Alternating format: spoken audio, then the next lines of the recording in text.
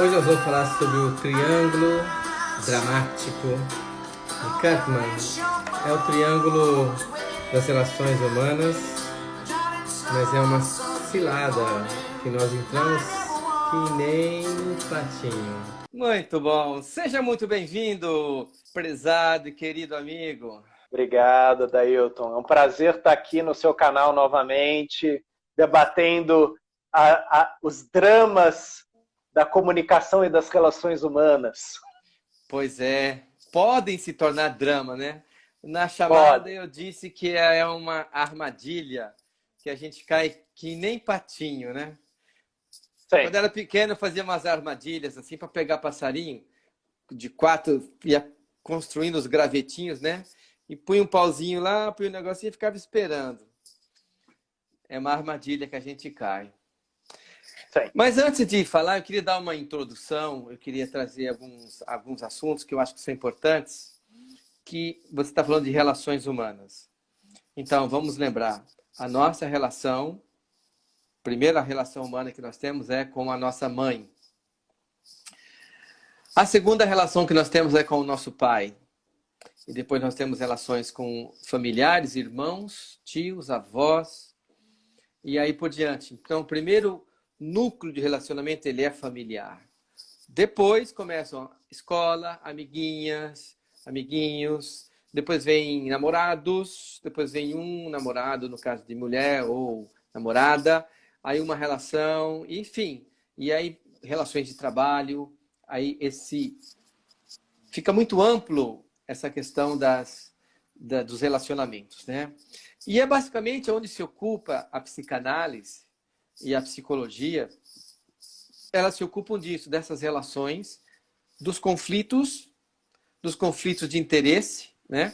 E é isso que nós vamos falar hoje. O que vocês vão ouvir nessa live? Vocês vão ouvir situações que talvez você tenha entrado sem perceber, inconscientemente, que pode estar roubando força de você e que poderia ter um tipo de relacionamento muito,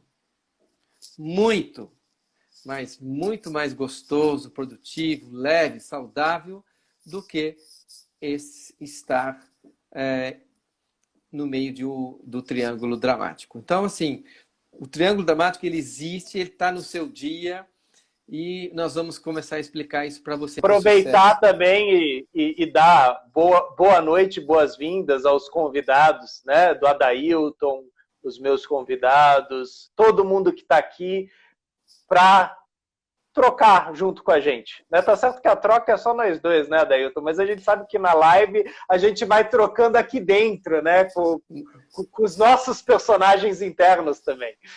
Cara, eu gosto de live, sabe por quê? Porque eu aproveito. É como... eu fiz esse final de semana passado, eu facilitei um workshop, uma oficina vivencial lá em Auckland. De a vida mais leve e mais prazerosa. Cara, como eu saí melhor, como eu aproveito, como fica melhor a vida, né? E é isso. Então, meu convidado, o René, ele é psicólogo, ele é... O que mais é? Facilitador? Você é psicanalista também? Psicólogo e facilitador. Sim, psicanalista. Psicólogo, okay. Psicanalista e facilitador está de bom tamanho já. Tá bom, tá. Mas ele não morde, não. Ele é mansinho, ele, né? É uma pessoa que eu admiro muito e tenho muito prazer de falar e tem conversar. Ele tem muito conhecimento, os conhecimentos que geram vida, que geram consciência, e as nossas conversas são muito gostosas. Para quem não me conhece, eu sou Adailton, sou médico, eu tenho especialidade de ginecologia, obstetrícia, sou homeopata pela Associação Médica Brasileira, acupunturista também, pela Associação Médica Homeopática, pela Associação Médica Brasileira. Então, são especialidades médicas. E, fora isso, eu também estudei nova medicina germânica, psicossomática, leitura corporal, PNL, hipnose, constelação, tudo isso aí. Então, essas coisas fazem a gente ampliar a nossa visão e a minha vida ficou mais leve e mais gostosa e mais prazerosa. Por quê? Porque um dia eu entendi o triângulo dramático. Vamos lá, Renê. vamos falar um pouquinho sobre a história do triângulo dramático. Então, um cara chamado Eric Berne, na década de 50, um canadense, psicanalista também, e ele começou a descobrir que as pessoas desempenhavam papéis. E ele detectou o papel criança, infantil, ele detectou o papel adulto e detectou o papel do crítico, que ele chamou de pai crítico, mas é do crítico, né? Que bate um pouquinho com ego, id, superego, de longe.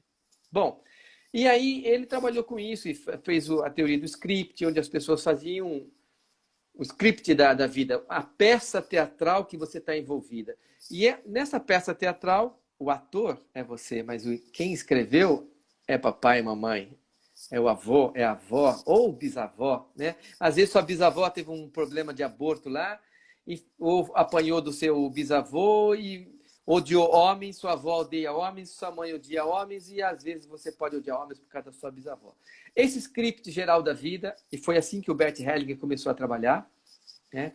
O Bert Hellinger fez formação em análise transacional, voltou para a Alemanha e começou a fazer análise do script. Foi esse o comecinho dele, na época que ele começou a fazer as constelações. Bom, aí teve um discípulo do Eric Berne, chamado Karpman, que ele detectou o triângulo, que era a posição diferente de pai, crítico, adulto e filho, que era a posição da vítima, da coitadinha, da problemática, da que não consegue fazer as coisas sozinha, do salvador, o poderoso salvador que chega para salvar, né? E o algoz, o perseguidor, o assassino, o culpado, o terrível, né? Então, esses três papéis o Karpman descreveu e começou a observar que em muitas relações humanas existiam esses três papéis. Com você, René. Legal. Eu acho interessante porque esse tema, ele está desde a nossa live sobre a culpa, né? Lá atrás a gente fez aquela live sobre a culpa, a gente falou sobre análise transacional e a gente chegou a tocar brevemente no triângulo, mas a gente não aprofundou o triângulo, né? Até porque o triângulo é um dos vários jogos dramáticos, né?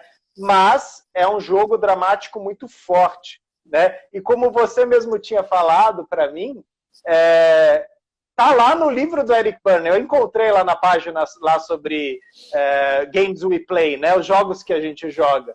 Tá lá o triângulo. Só que Stephen Karpman, ele aprofundou de uma forma, ele trouxe para a prática clínica e tal, e Berne falou, não, segue aí, segue o jogo. Isso daí é um desenvolvimento seu, vai, né? E aí a gente tem todo um aprofundamento que, inclusive, é bem interessante, e eu tive contato com isso com uma professora, né? Uma facilitadora de constelações familiares da Inglaterra, Una O'Connell, que trazia a noção do triângulo a partir do bullying, falando, né, como nas relações, né, do agressor, da vítima, do salvador, você tinha várias reproduções desses jogos dentro da escola, né?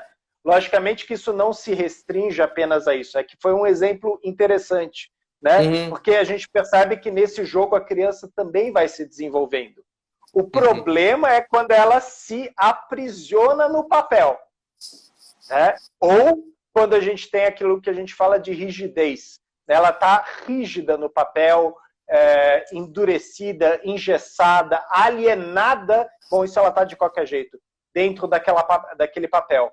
Começa como um jogo e ele se torna dramático pela sua inconsequência, né? Ou seja, muitas vezes eu, perseguidor, eu algoz, não me percebo assim. Ninguém percebe, ninguém se percebe, né? Até porque você falou uma coisa interessante, ele é um jogo de prazer. Todos que participam desse jogo têm algum ganho. A vítima é salva. Existe a coisa mais gostosa para a vítima ser salva? Não tem. O Salvador estava passando por ali, vê a vítima toda problemática e ele tem a sensação de ser super poderoso, super poderosa. Ah, eu vou salvar. E aí tem um ganho.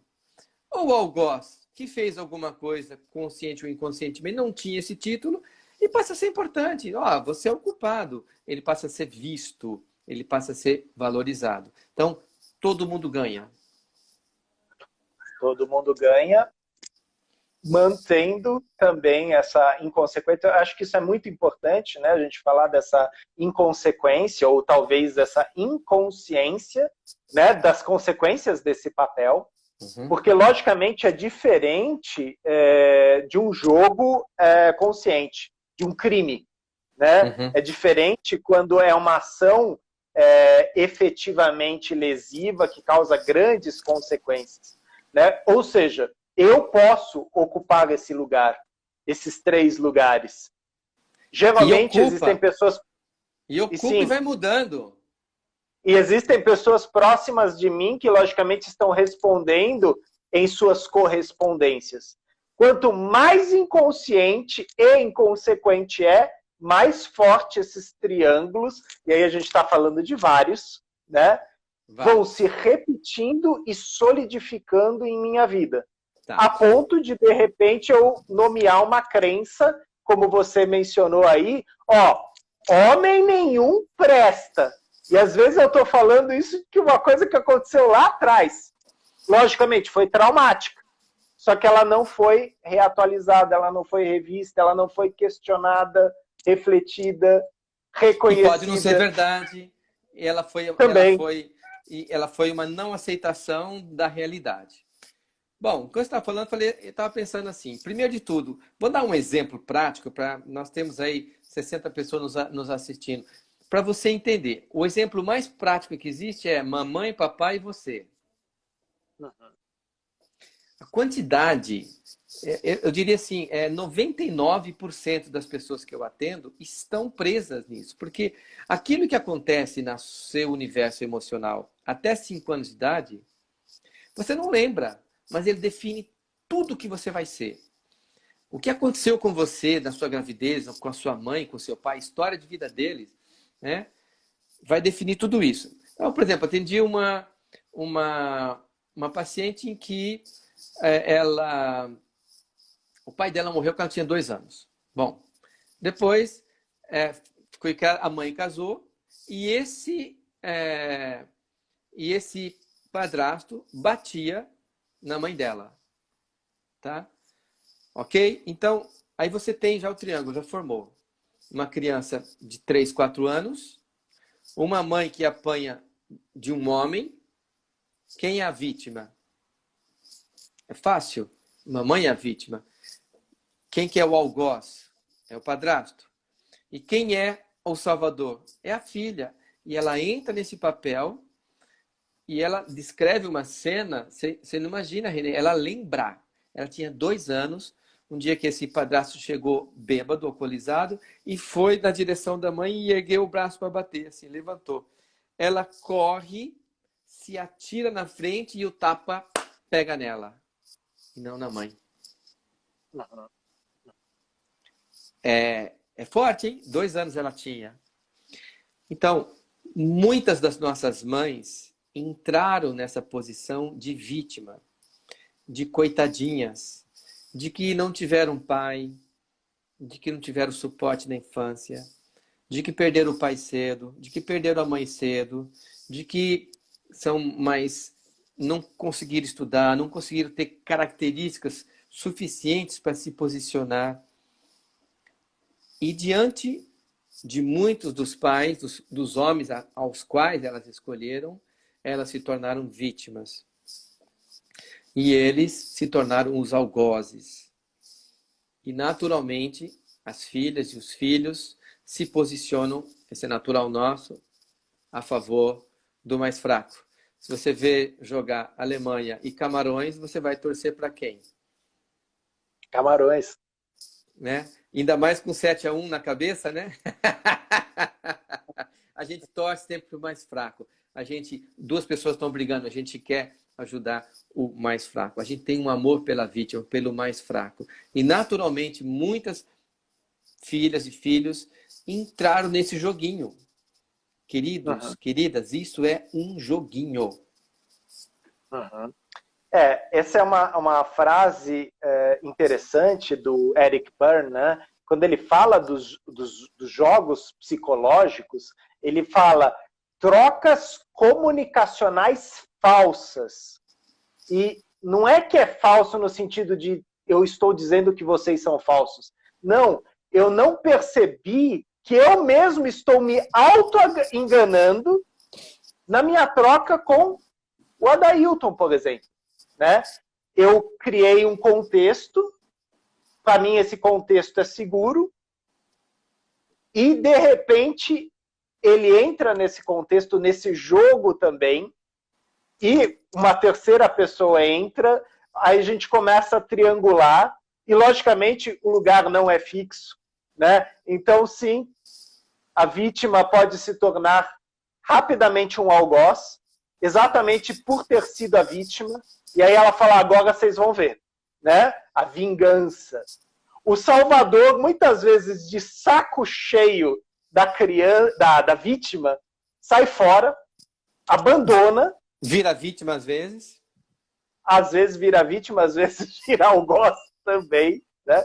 Ou seja, esses lugares, eles transacionam, né? Eles se modificam rapidamente. Em segundos. Em segundos. A questão que a gente está falando aqui é que isso tudo é inconsciente. Né? Falta uma percepção, uma consequência disso. Por isso que aquela frase do Bert Hellinger, né? As vítimas, elas não querem a solução, elas querem colaboradores, né? Elas querem aliados. Cúmplices. Né? Cúmplices. A vítima que, na verdade, tira, e aí vem a frase que você falou muito bem, tira prazer, tira fruição desse lugar. Nossa, René, mas você está falando que a vítima não sofre? Sofre. Mas exatamente junto nesse sofrimento existe uma inconsequência, uma inconsciência, e ela não percebe o quanto ela se afunda nisso. Ela usa o sofrimento de maneira sarcástica, ela usa o sofrimento. Sabe a melhor maneira de um pai, uma mãe usar o sofrimento? É com a doença. Uma pessoa doente, sabe, na cama ali, por favor, alguém me ajuda ali. Ai, não consigo. Cara, você corta o coração. Então, eles usam totalmente, nós estamos falando de um processo inconsciente, mas através da culpa, exerce o poder sobre o mais fraco. E no caso, sempre é a filha ou o filho, a criança. Existe aí um conceito bem interessante que o Freud traz, né, que você está falando, que é o ganho secundário. Né? Toda coisa que se mantém, né, comportamento, crença, posição, jogo, se ela se mantém, é porque ela tem um ganho. Né? E às vezes o sofrimento é sim altíssimo, mas existe um ganho. E aí se mantém aquilo. O Freud ele dá um exemplo bem bobo e que talvez muitos de vocês conheçam. Ah, eu acordo com febre. Falo para a mamãe, mãe, eu não estou me sentindo bem. A mãe põe a mão na testa e fala, nossa, você está fervendo. Fica na cama, hoje você não precisa ir para a escola. E aí a mamãe leva a sopinha, cuida e tal. E aí, de repente, eu estou lá na cama e eu penso, olha só, que não é tão ruim assim, né? Não tive que ir para a escola, a mamãe nem está ligando para o irmão, está só aqui comigo, estou vendo TV, jogando videogame. Então, a doença não parece ser tão ruim assim. Né? E não é mesmo, porque ela traz poder. Exato, ela tem o poder, exato. Né? E aí, logicamente, a gente está falando de uma criança, falta consequência, né? Falta consciência. Só que quantas vezes eu, como adulto, não estou agindo a partir da minha criança, de forma impulsiva, infantil, inconsequente, fazendo birra, fazendo outros adultos à minha volta entrarem num jogo que quem está de fora olhando está falando, meu, parece que estão no kindergarten, né? Parece um bando de criança, para com isso, porque a pessoa está fora. Justamente. Então, você chegou num ponto que é interessante da nossa conversa, é falar, enquanto existe vítima, enquanto existe alguém fraquinho, enquanto existe alguém injustiçada, enquanto existe, sabe aquela tia que você tinha que era coitadinha, né? E o seu tio, o algoz, sabe quem mandava na situação? Sabe quem controlava tudo? Sabe quem definia tudo? A vítima. A vítima tem o poder supremo, porque ela trabalha com a culpa, ela trabalha com um sofrimento das pessoas, ela desencadeia o sentimento de que ela precisa de algo. Então, a vítima coordena e manda. Se a vítima está doente, ela vai, sim, coordenar tudo. E, para você entrar nisso, para você cair nessa armadilha, para você deixar de olhar para você e salvar alguém, é porque você está no infantil. Eu não vou falar criança, tá? Porque eu acho que criança é lindo. Criança é inocente, criança é... mas o infantil. Se você está no modo, você tem o modo avião no computador, aqui no, se todo mundo diz, põe a mão aqui, vocês vão sentir que tem um botãozinho que você tem pro lado de cá é modo infantil, pro lado de cá é modo adulto, tá? Quando a gente esquece ou desbarra e entra no modo infantil, cara, a gente cai em cada cilada. A gente vai querer ajudar as pessoas e faz tudo pelos outros. Modo infantil. No modo adulto, eu cuido da minha vida, eu cuido da minha felicidade e eu não sou responsável pela infelicidade e nem pela felicidade de ninguém. Porque eu não posso fazer alguém feliz nem infeliz. Então, como que eu vou me meter nessa história? Eu saio. Que o Bert Hellinger falava, ich bleibe. Eu fico. Eu permaneço. Você faz o que você quiser. Eu permaneço aqui na minha história. Eu não entro na sua, eu não caio na sua. Ich bleibe. Eu não vou entrar no seu joguinho. Quantas vezes a gente viu sentar alguém do lado do Hellinger e olhar assim e falar, você veio jogar comigo, né? Ah, sim. Sim. Ele falava, né?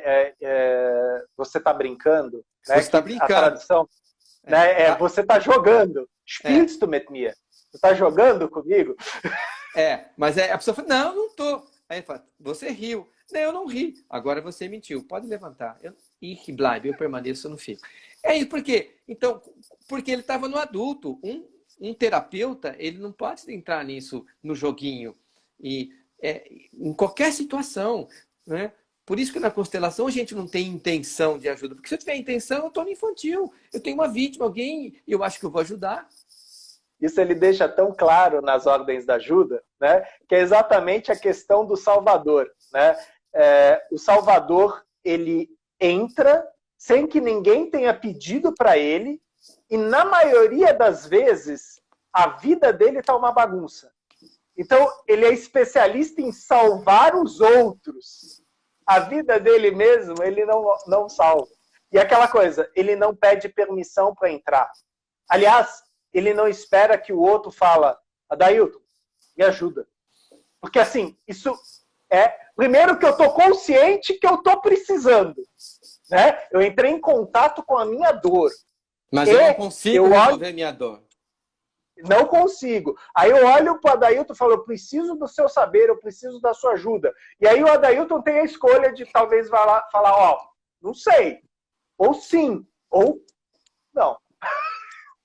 Né? Mas aí é uma relação de adulto para adulto. Não é uma relação inconsequente, inconsciente, impulsiva, ou teve uma pessoa que colocou aqui, manipulatória. Uhum. Existe a manipulação consciente e existe o fato de eu falar, deixa a vida me levar. Ou seja, eu meio que vou inconsequentemente entrando nas coisas. Eu fico atrás de uma fila e depois eu reclamo que a fila é longa. E aí a pessoa pergunta, mas por que você está na fila? Ah, não sei, eu vi o pessoal parado aqui, eu entrei. Aí você fala, pô, pra quê? Né? E a pessoa mesmo não sabe responder. Né? Existem várias coisas, eu quero pertencer a esse movimento social, eu quero fazer parte, eu quero estar junto. Pra quê? Você está sozinho? você está triste. Aí a gente, se você achar interessante, a gente pode entrar até na conceituação de Hellinger de sentimento primário e sentimento secundário, que faz todo sentido com o triângulo também. Faz sentido e tem a emoção primária e a emoção secundária. A emoção primária, o ganho, quer dizer, o ganho primário e o ganho secundário. O ganho primário de uma pessoa que corta o braço, de uma adolescente que corta o braço, que sangra, qual que é o ganho primário dela? É a dor. Está doendo, está sangrando. Mas existe o ganho secundário. Né? Então, aquela história do ratinho que apertava a alavanca e ganhava ração. Apertava a alavanca e ganhava ração. Aí um dia colocaram um choque elétrico na alavanca. Ele encostou na alavanca, deu choque. Daí ele falou, não, eu quero comer. O benefício que eu tenho, então, o ganho primário é o choque, mas o ganho secundário era o prazer de se alimentar. E nós entramos nos jogos dramáticos, né? Por isso que chama drama. É um drama, é uma história. Né? É uma historinha, é uma novela, é um filme, sei lá o que você quiser. Mas não está não tá na realidade. É uma forma de fugir. Então, quando eu olho para o meu problema, eu não consigo resolver meu problema.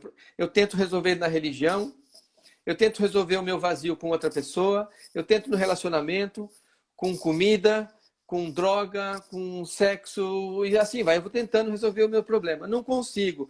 Tem alguém com um problema, eu vou lá e ajudo o outro. E aí nossa, eu sou bom mesmo, eu deixo de olhar meu problema e eu tenho um ganho secundário que é o pretenso reconhecimento que vem do outro. Outra frase do Hellinger, né, é que a decisão, né, a tomada de decisão, ela geralmente é solitária. Né? E muitas vezes a gente não pode partilhar isso com o outro porque é uma renúncia consciente minha. E às vezes é melhor ficar no lugar de indeciso e apontar. Olha só o que o Adailton fez comigo, gente. Vocês estão vendo? É difícil, pô. Ele me difamou em público na live. Exato. E logicamente, esse meu drama, ele vai ecoar no drama dos outros. Imediatamente em lugares de vítimas e lugares de algozes vão se levantar e vão defender ora o René, ora o Adailton. Vai ser uma grande bagunça, ninguém vai resolver nada. Nem se entrar um salvador aqui no meio. Uma vez eu estava com a Brigitte, e aí chegou uma pessoa e falou, qual é o seu problema? Meu problema é que meu marido é muito violento, meu marido não sei isso, e ele chegou outro dia desse e deu um murro na parede. Falei, tá bom. Aí ela olhou para aquilo e falou assim, o que você fez para ele fazer isso? Não, ele é o culpado, ele tem que ser o culpado, né? Como que eu fiz alguma coisa, né? O que você fez para ele? O que nós desencadeamos dos outros? Qual a responsabilidade que nós temos? Então, enquanto eu estou numa crença... Primeiro, cara, para pensar. Crer que eu sou o salvador. Eu vivi isso 50 anos. Eu vivi essa crença há 50 anos. E isso é uma coisa imaginária. Esse país não existe. É uma historinha que eu inventei, que eu tinha que salvar os outros. Ou que inventaram para mim, eu virei o salvador e ganhei muito poder. Uhum. Eu só consigo me salvar e olha lá, nem isso sei fazer direito. Né? Agora, lógico, existem técnicas, existe abordagem, existe terapeuticamente falando, existe lugares para você sair desse barro, desse atoleiro, desse poço de areia movediça. Mas o primeiro dele é tomar consciência. E aquela coisa, né? Em tudo isso que você está falando, sair disso, tal, a gente está contando com a dor, né? Ou seja, não existe nenhuma saída onde a dor magicamente vai desaparecer. Só nos jogos que a gente aliena ela, a gente mascara ela, né? E aí ela dói de um jeito que eu não sei, porque eu não sei de onde está vindo. a posição, muitas vezes, de eu salvar a mim mesmo, como a Adailton estava falando, é eu, adulto, seguir a minha vida e quem que eu vou deixar para trás? Papai e mamãe. E isso é pesado, sim. Só que, ao mesmo tempo, papai e mamãe me fizeram para eu segurar o braço dos dois ou para eu viver a minha vida. Ou seja, realmente sair desse fantasma, né, dessa, às vezes, gosma, é um trabalho longo de autoconhecimento, autodesenvolvimento, e a dor faz parte. Ela se torna uma companheira consciente. Mas para eu salvar a mim mesmo, o preço para muitas pessoas é caro. Então, eu me alieno num triângulo, num círculo vicioso, num sofrimento. Né? Como diz o poeta, agora eu acho que é Drummond de Andrade, dor a vida provê, o sofrimento é por tua conta. A dor não é opcional, o sofrimento é. Exatamente. Sabe, enquanto você estava falando, eu estava lembrando de uma paciente que eu atendi com um quadro de endometriose, com infertilidade, com 39 anos, aquela idade que a mulher está com a corda no pescoço, antes do 40, depois 40 é uma idade divisória, não vou conseguir ser mãe. E eu falei, mas para que ser mãe? Né? O que você vai... Por que você precisa ser mãe, né? Bom, e aí começamos a ver a história dela, a história da vida dela, né? A mãe dela foi deixada pela mãe e foi criada por familiares. Uma família por tios, depois outros tios, chegou a ficar um tempo em orfanato e depois foi para tios. Enfim, nunca teve uma casa, né? E a mãe dela depois casou com o pai dela, perdeu um aborto inicial, segunda gravidez nasceu com 6 meses, e daí ela não conseguia ser mãe. Aí ela adotou uma criança. Adotou uma criança, durante 2 anos. Depois de 2 anos veio a mãe biológica e pediu a criança de volta.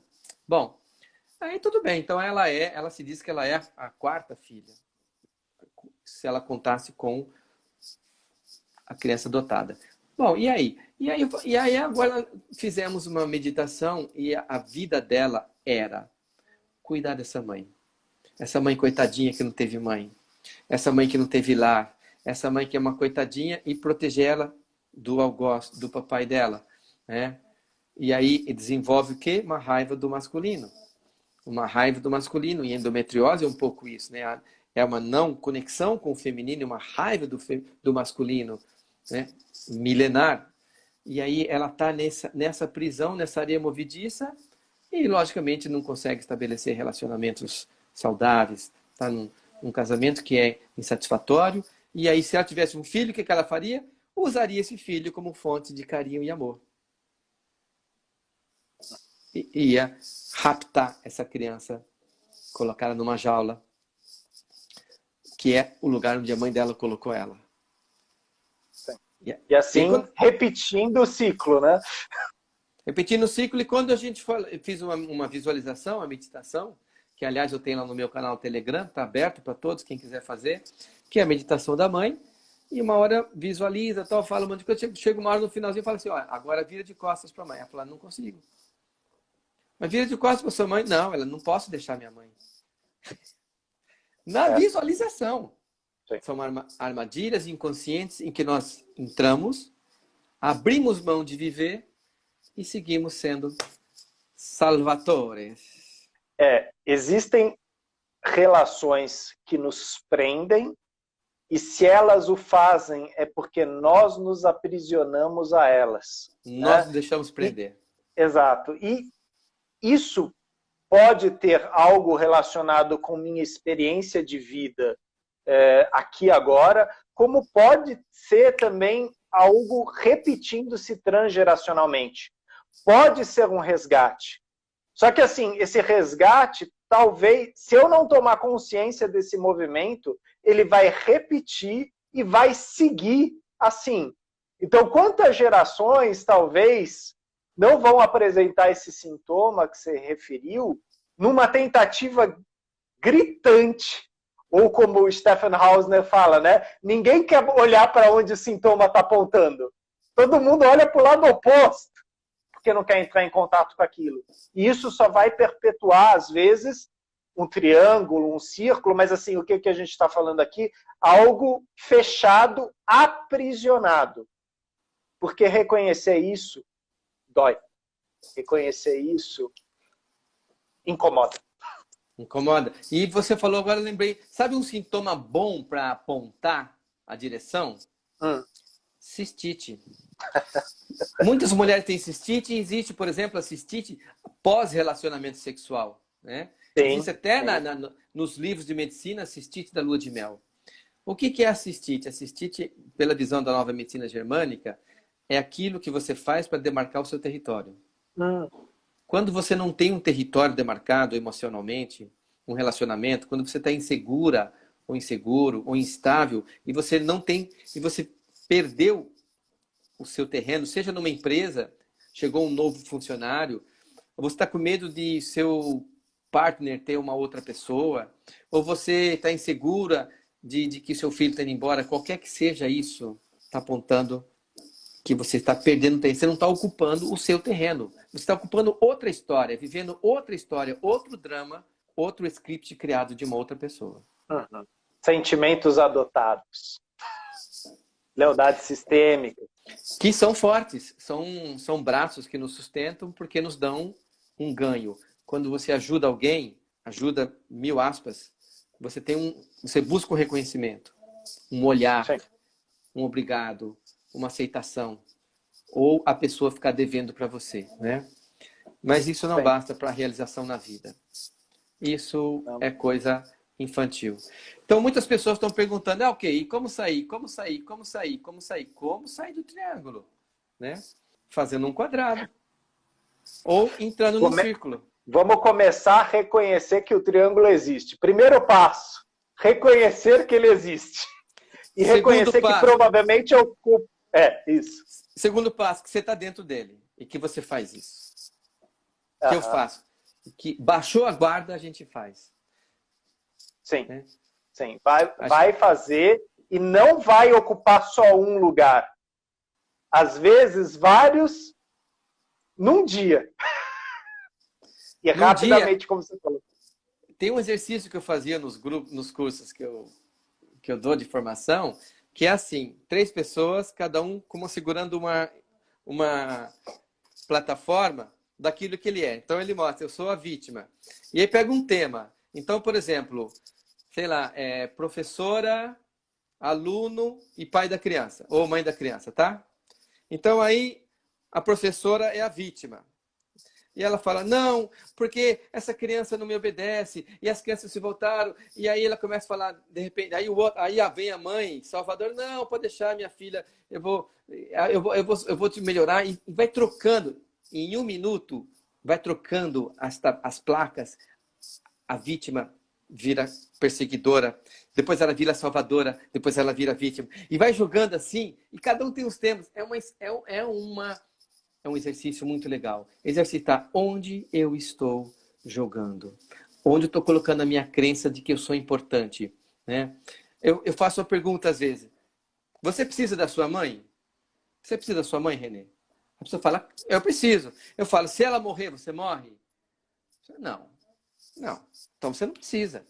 Né? Agora, se você tiver 1 ano de idade, 5 anos de idade e sua mãe morrer, você estiver numa ilha sozinho, você vai morrer. Porque você precisa de cuidado.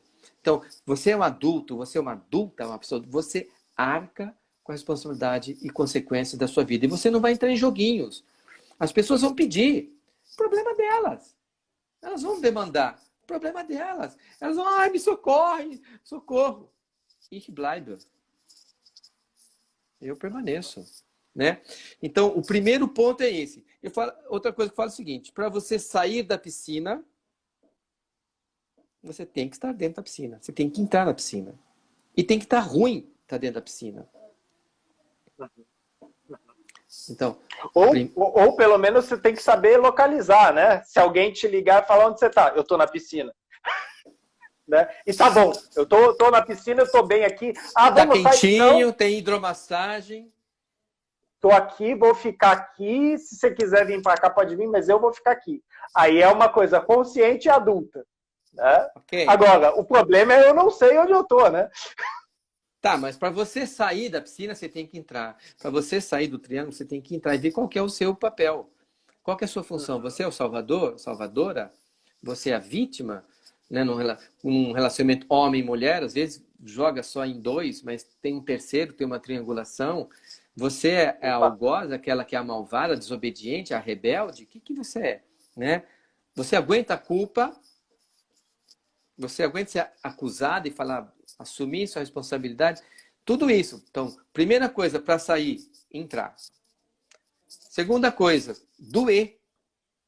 Ver o que você já perdeu na vida de jogo, de tempo, de relacionamentos, de oportunidades por estar dentro do joguinho.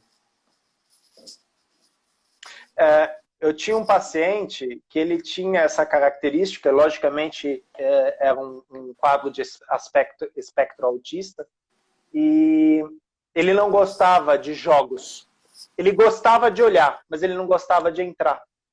E ele falava, porque pode ser que eu perca. Né?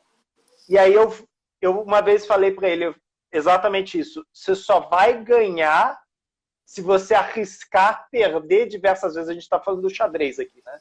E dificilmente alguém começa a aprender xadrez ganhando, né? Geralmente xadrez você aprende tomando na cabeça. Mas a questão é essa. Ok, eu entro no jogo e eu entro consciente. Vai ter um preço. E conscientemente eu vou pagar esse preço. Não dá para mudar a regra no meio do jogo, porque aí eu vou começar a falsear a comunicação. Eu transformo o xadrez numa dama. Só que assim como eu faço isso com o meu oponente vai fazer comigo. E aí a gente vai variar entre algoz e vítima, e talvez até salvador, várias vezes. A gente vai estar jogando xadrez? Não, a gente nem sabe o que a gente está jogando. Eu sei que eu odeio o outro, e o outro provavelmente também me odeia. E assim, do jogo não se tira prazer nenhum. Apenas, talvez, o prazer do embate. O prazer do embate, da guerra, é isso. Né? Você estava falando aí, eu estava pensando, né? Qual que é a maior dificuldade para sair do triângulo? E sempre tem que ter os três elementos, respondendo a pergunta da Flávia. Sim. É a dificuldade que nós temos de correr o risco da rejeição. Porque na hora que a sua vítima, que está acostumada, que você ajuda ela há tanto tempo, sua colega, sua amiga, sua vizinha, parente, mãe, quem quer que seja, e você fala não, nossa, por que você está fazendo assim? Que você mudou, você está... Que é isso? Não sei o quê. Não esperava isso de você, Adailton. Não esperava isso de você. Você me decepcionou de um jeito. Depois que você começou a conversar com o Renê, você ficou desse jeito? Já criou a culpa do outro. Exatamente. Né? Já puxou o terceiro para dentro. Então, assim, lidar com que o outro vai se decepcionar com você. Eu falo muito isso nos meus atendimentos. Você está preparado para isso? Sua mãe vai se decepcionar com você. Ela vai telefonar e você não vai atender. Ela vai mandar um WhatsApp e você não vai responder. Nossa, mas isso é muito duro. Ué, então continua no jogo. Até ela tomar consciência de que ela vai cuidar dela e você vai cuidar de você. Lógico, eu não estou falando de uma ruptura. Eu não estou falando de tratar mal. Eu estou falando de não cair no jogo. Não cair no jogo. Ah, filhinha, eu estou ligando aqui para contar o que seu pai fez. Não quero saber o que meu pai fez. Desliga. É um bom exemplo. Porque a gente cai muito facilmente nesse lugar de testemunha oculta, de pombo-correio, ou às vezes até de destruidor de relações, que a gente escuta. E tem certas coisas que é melhor a gente não ouvir. Não, você diz, ich bleibe, eu permaneço. Eu não vou entrar nessa história mais. Eu não sou me ouvir consultório sentimental da minha mãe ou do meu pai, ou ficar julgando um com o outro, nada, não. Qualquer assunto, mamãe, que você tiver com meu pai, é seu. Eu não quero mais saber a partir de hoje. Ponto. É uma posição. Nossa, filhinha, você mudou muito. Sim, mudei. Para melhor. Beijo. Sim. Você acabou de dar um exemplo fantástico de adulto, que é aquela coisa, é assim e eu pago. Vai ser assim agora, eu pago esse preço. Não tem. Né? Ela vai criticar, vai te decepcionar, vai continuar jogando como vítima, e você tem a consciência e você não cai mais. Você deixa o outro.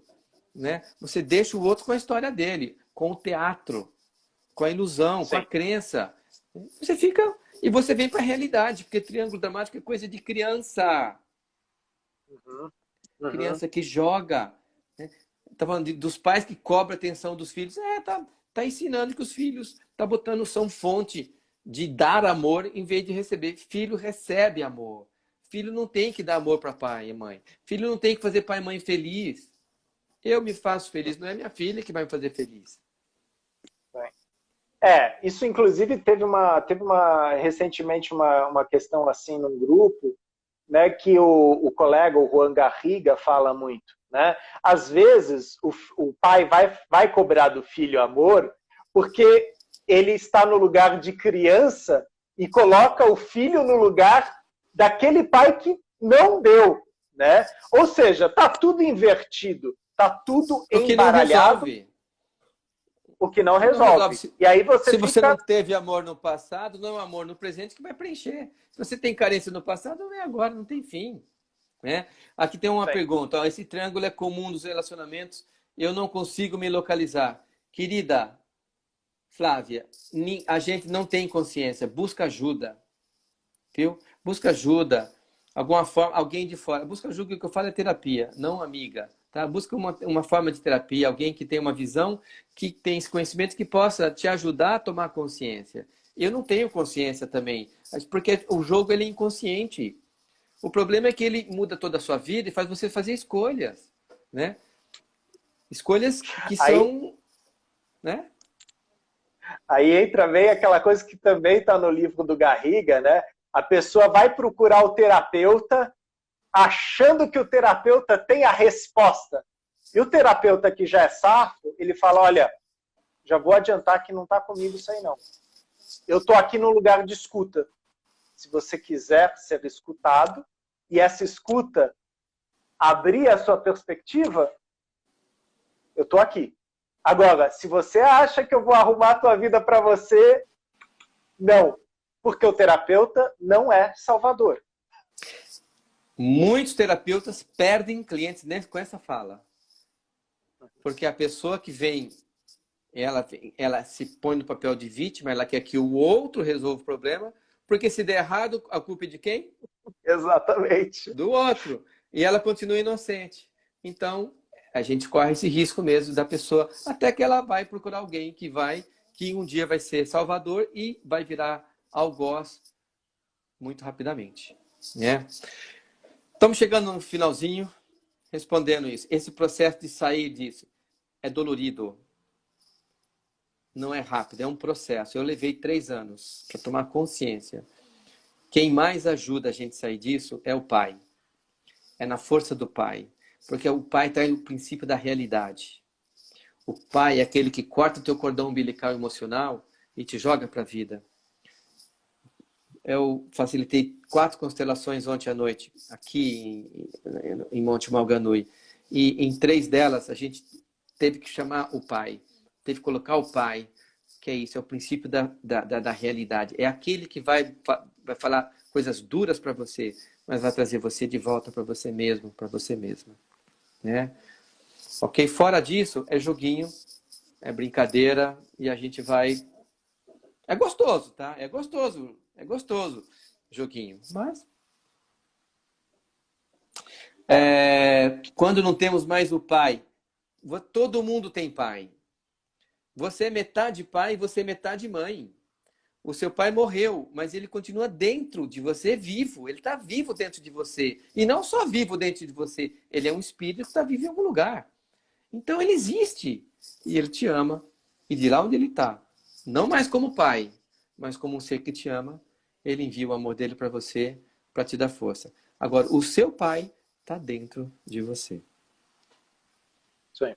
Agora, só para talvez colocar uma rusguinha aí, né? Isso é alguma coisa que o Eric Berne falava. A gente está falando o tempo todo o triângulo fora, né? Não vamos esquecer que, já que nós temos os nossos pais críticos, pais amorosos, criança ferida, criança adaptada e adulto aqui dentro, essas instâncias, essas personalidades internas, elas fazem triângulos dentro. E isso, às vezes, é projetado fora. O processo terapêutico é eu cada vez me aprofundar mais em mim, reconhecer em mim, para poder identificar fora. E aí poder agir em cima do que eu sei de mim mesmo. Por isso que o terapeuta ele precisa estar nesse lugar de neutralidade, não de salvador. Ele é neutro, ele está lá para fornecer ferramentas para o seu autoconhecimento, autodesenvolvimento, autocrescimento, e vai doer. E se não doer, não cura. Se não doer, você não sai. Porque se a piscina estiver muito quentinha, muito gostosinha, você fica lá dentro. Na hora que a piscina fica fria, gelada, você começa a tremer de frio, e você começa a ficar com a pele enrugada, você fala, não, eu quero sair disso aqui. Tá incômodo, tá incômodo. Sair do triângulo é fundamental para a vida adulta, para um relacionamento saudável, para você ser uma pessoa melhor, para você ser e ter uma vida mais gostosa, mais leve, sem culpa, viver uma sexualidade mais leve, mais gostosa, né? Tudo depende disso, mas não se esqueça, não há mágica. Ninguém pula da piscina, ninguém sai do... Você vai sair muito devagar, porque às vezes você sai desse papel, vão te chamar de volta. Você sai do papel de salvador, vão te jogar de novo. Agora, parece fácil, né? Parece fácil porque você não tem Salvatore como sobrenome. Mas se você tivesse Salvatore, né? E meu avô chamava Angelo Salvatore, né? Uhum. Aí é mais fácil, aí é mais difícil, viu? E eu sei esse caminho como é que é. É uma travessia, né? Para você é mais fácil, porque você tem essa coisa de alemão aí. O alemão ele é mais saudável, diferente do italiano. O alemão vê o outro, tá bom. Né? O alemão, cada um cuida de si. Cara, na Alemanha, as pessoas, os casais dormem com edredom de solteiro. Uhum. Cada um se cobre do jeito que quiser, vira para um lado, vira para o outro. Simples assim. Aqui no Brasil, não. Só existe edredom de casal. Olha que sacada, né? Então, para você pode ser, para alguns pode ser um pouco mais fácil, tá? Mas para nós que somos latinos, espanhóis, portugueses, essa coisa italiano, a gente quer família, quer ajudar, que coisa. Nossa, TY, cura TY, conheça-te a ti mesmo e cura-te a ti mesmo. 30 segundos para terminar. Suas últimas palavras. Não é nem para grudar demais, nem para jogar longe demais. Ponto de equilíbrio. Todos nós precisamos encontrar o nosso. Obrigado, Adailton, por essa reflexão e pelo teu espaço sempre tão agradável e rico. Obrigado. Vamos ver. A gente vai continuar fazendo uma live por mês. Vamos ver se a gente escolhe depois um tema para o mês que vem. Mas basicamente é isso. Eu cuido de mim. Você entrando nesse eu vou deixar uma frase para vocês, tá? Para você sair do triângulo dramático. A frase é um mantra. Eu em primeiro lugar. Eu em primeiro lugar. Se você, quando corta um bolo, e você já pegou um pedaço bonitinho cortado e dá para os outros, e pega os mais esfarelados para você, você não está em primeiro lugar. E se você já fez isso naquela época, você não é em primeiro lugar. Mas agora, a partir de agora, quando você cortar o bolo e ficar uns pedaços esfarelados, pega o bonitinho para você. Eu em primeiro lugar. Você se cuida antes. Você se cuida antes de companheiro, de filho, de mãe, de tudo. Você em primeiro lugar é a melhor dica para sair dessa meleca. Abraço. Obrigado, querido. Boa noite. Mais uma vez. Boa noite. E obrigado a todos que compareceram até aqui e aguentaram a gente aqui. Obrigado, pessoal. Muito bom ter vocês. E eu espero que vocês tomem cada vez mais consciência disso, que a vida começa quando a gente sai desses joguinhos e fica muito mais prazerosa. Forte abraço, boa noite a todos.